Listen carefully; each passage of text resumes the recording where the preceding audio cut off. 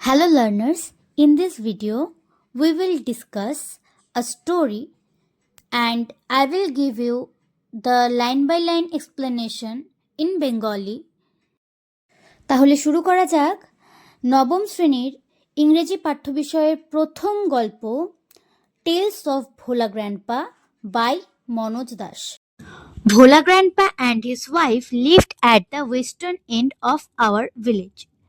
ভোলা grandpa এবং তার স্ত্রী আমাদের গ্রামের ওয়েস্টার্ন এন্ড অর্থাৎ পশ্চিম প্রান্তে বসবাস করত।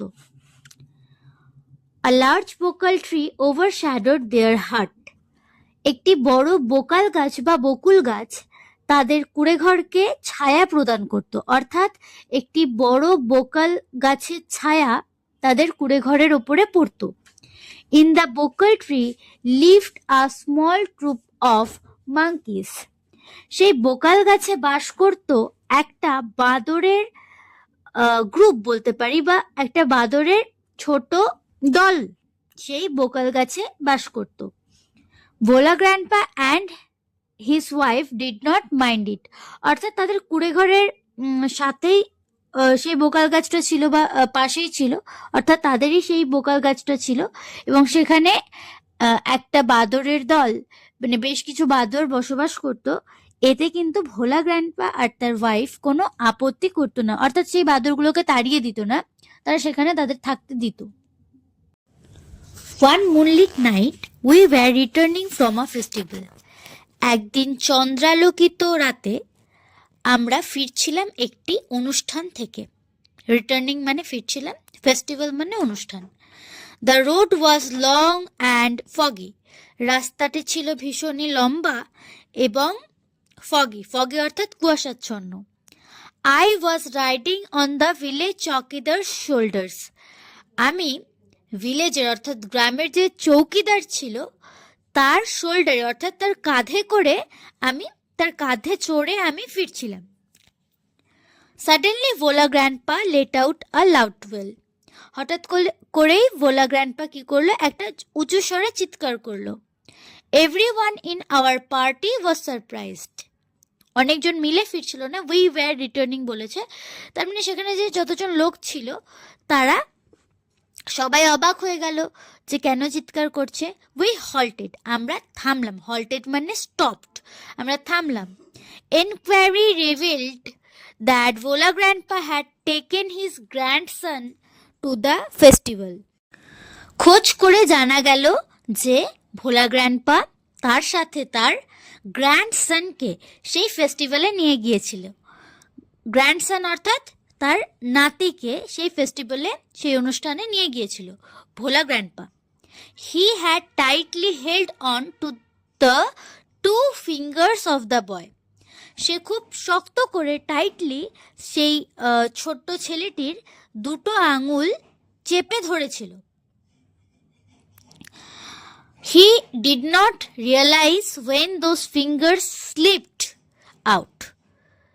মানে আমরা দেখি না অনেক সময় আমরা ছোট বাড়িতে বাচ্চা থাকলে তাদের হাত ধরে কোথাও নিয়ে যাই, সেরকমই ভোলা গ্র্যান্ডপা তার যে গ্র্যান্ডসনের দুটো আঙুল ধরেছিল, কিন্তু হঠাৎ করে সেই মানে আঙুল দুটি স্লিপ করে গেছে, কিন্তু সেটি ভোলা গ্র্যান্ডপা বুঝতেই পারেনি।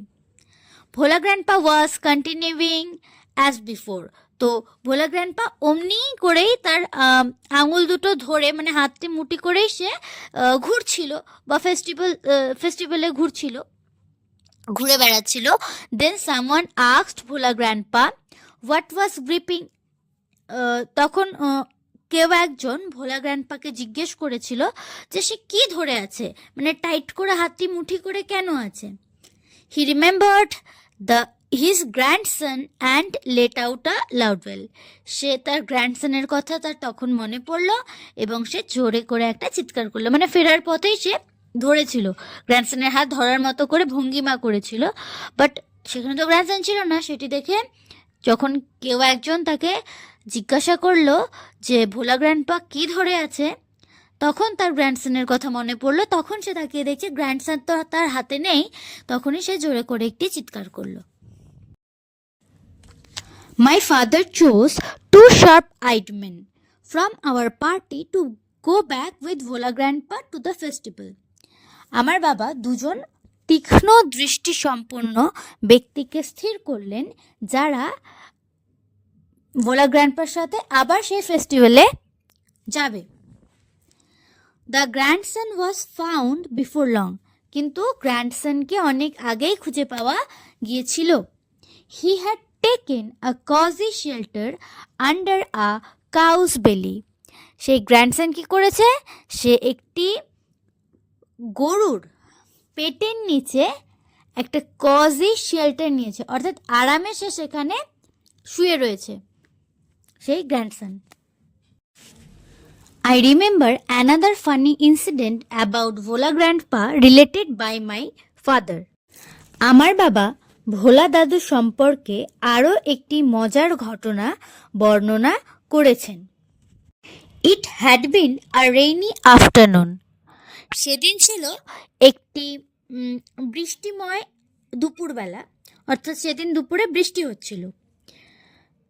Vola grandpa, wild with excitement, told my father and his friends that he had seen a gang of pirates. Vola grandpa, wild with excitement means একদম উত্তেজনায় তিনি কি বলা যায়, উত্তেজনায় উন্মত্ত, অর্থাৎ পাগল হয়ে গেছেন প্রায়, এত তিনি এক্সাইটেড। টোল্ড মাই ফাদার, আমার বাবাকে এবং তার ফ্রেন্ডদেরকে বলেছেন যে তিনি একটি পাইরেটসের গ্যাং দেখেছেন, অর্থাৎ জলদস্যুদের দেখেছেন। They were bearing a large box under one of the sand dunes on the sea shore by our village. তারা কি করেছে না, তারা আমাদের গ্রামের সমুদ্রের তীরে স্যান্ড ডিউনসে, অর্থাৎ বালির মাঝে কি লুকিয়ে রেখেছে, একটা বড় বাক্স লুকিয়ে রেখেছে। At once, father and his friends started looking for the hidden treasure. তো এই কথা শুনে বাবা এবং বাবার বন্ধুরা কি করলেন, তারা সোজা চলে গেলেন সেই হিডেন ট্রেজার, অর্থাৎ হয়তো সেই বাক্সের মধ্যে নিশ্চয়ই কোনো খাজানা থাকবে, ট্রেজার থাকবে, সেই ট্রেজার খুঁজতে চলে গেলেন। Evening passed on to night, দুপুরবেলায় বলেছেন। এবার সেই খুঁজতে খুঁজতে সন্ধে পেরিয়ে রাত্রি হয়ে গেল। Moonlight came in through the clouds, মেঘ ভেদ করে মুনলাইট চলে এলো, মানে একদম রাত্রি হয়ে গেছে, চাঁদের আলো দেখা যাচ্ছে। A pack of jackals were howling, একদল শেয়াল তারা কি করছে, চিৎকার করছে, ডাকছে, হাউলিং। ভাবো কতটা ভয়ঙ্কর পরিস্থিতি। ইট ওয়াজ পাস্ট মিডনাইট, মিডনাইটও পেরিয়ে গেছে, মানে রাত্রি 12টাও পেরিয়ে গেছে। At this point of time, সেই মুহূর্তে Bhola grandpa confessed that there was no real treasure, it was all a dream which he had during his mid day nap. সেই সময় ভোলা গ্র্যান্ডপা কি স্বীকার করলেন, যে কোনো রিয়েল ট্রেজার ছিল না, যা তিনি দেখেছেন সেই গ্যাং অফ পাইরেটস, সেই লার্জ বক্স, সবই ছিল তার মিড ডে ন্যাপের ফল, অর্থাৎ মিড ডে ন্যাপে তিনি একটি ড্রিম দেখেছিলেন, একটা স্বপ্ন দেখেছিলেন, সেই স্বপ্নের ফলেই এত সব ঘটনা।